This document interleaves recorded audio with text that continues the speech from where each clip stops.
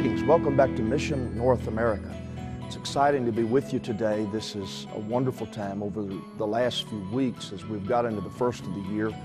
I've been privileged to be with quite a number of our church planters and also in some churches that are very busy with raising up preachers and preaching points and daughter churches. And I'm truly encouraged about the revival that is coming to North America. I don't think we're there. Of course, I'm not sure that any of us ever get the feeling that we've arrived, and especially as long as there is one lost soul that still needs the gospel preached to them. And obviously, we're very, very far from having accomplished that particular objective. But I am grateful and I am thankful. I'm also appreciative. I believe that we're going to be right at the top with Christmas for Christ this year. And I say thank you to all of you who have participated. If for some reason you or your church did not participate in Christmas for Christ and you'd like to become a partner with this ministry through Friends of American Mission or through a designated offering to some purpose, we would certainly welcome that as well, because there's always a shortfall of the things that we're able to provide to missionaries and the number of those that we're able to support. Well, this is the last Tuesday of the month, and I'm going to go back again and talk with you about this Apostolic Continuum.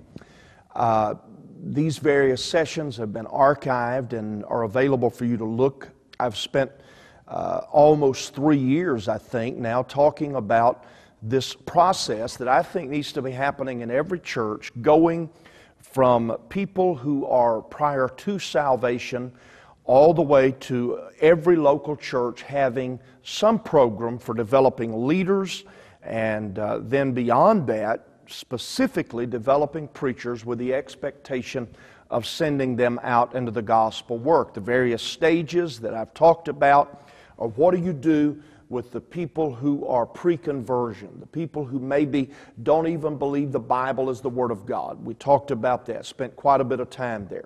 We talked about the process of having church that wins people.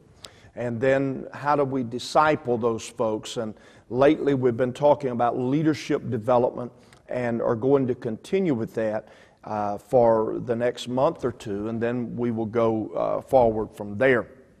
You say, well, I'm not sure that we're at a place where we are ready to develop any leaders. The truth of the matter is that every church is ready to develop leaders. You may say, well, I don't have any raw material on hand. The truth of the matter is if you'll do the best you can in developing the people God has already given you, you'll be surprised at the people that He'll bring in your door. But if you don't give attention to developing the 8 or 10 or 80 that God has already given you, why should He waste His time giving you any more people than the ones you already have? The truth of the matter is that all of us have to work with the material that God gives us, and the material is often very rough-hewn.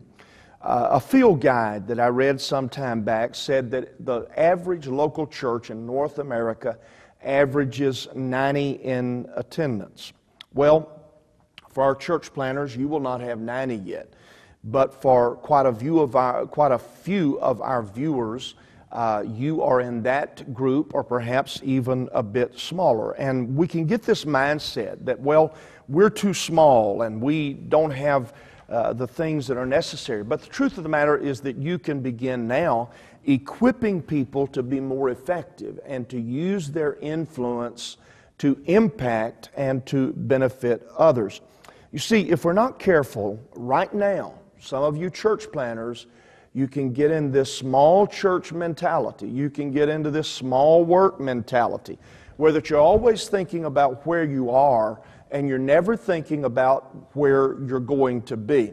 It has always been my strategy that if we had 100 people, that we were going to be developing a structure where we could have 150 or 180 people.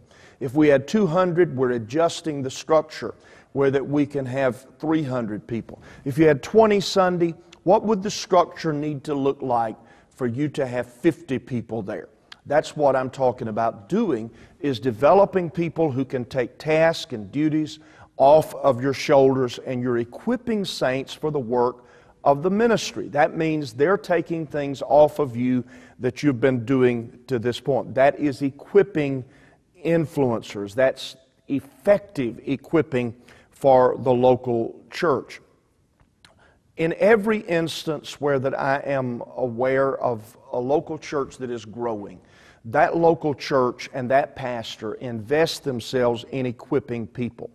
That means, first, that you become responsible. I have this duty to equip people to be effective for God. And you accept that that responsibility is yours.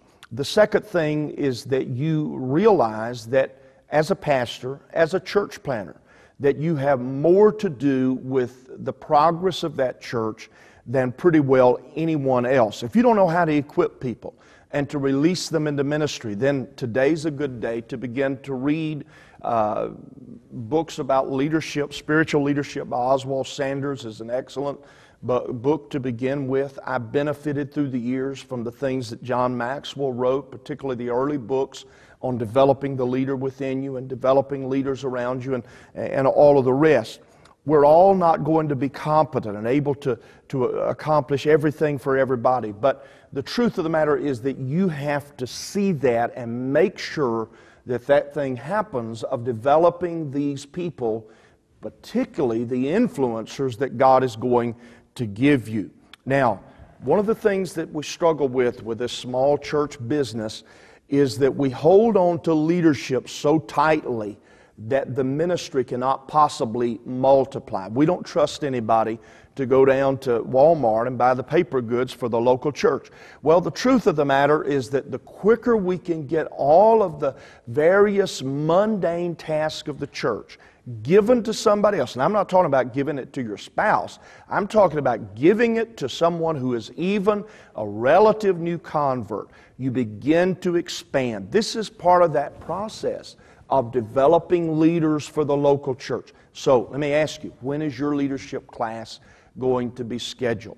Going to have it on Sunday morning? That's when some pastors do it. Is it going to be on Saturday night, Saturday morning? That's when it was for us in Springfield. Maybe Monday night after a prayer time, or Sunday evening if you no longer have a Sunday night service, or maybe never have. Listen, I used to tell our leaders, this time of coming together where that I multiply myself through you is more important than our Wednesday night service, because this is where multiplication happens. It's probably more important than our Sunday service. Multiplication happens. Okay, so I want you to get the picture. Young church, church planter, start now. It's incumbent on you to be a developer of leaders. Why? Because your church is going to grow, your church is going to impact your community. The greatest things happening in North America this week are happening in a church plant.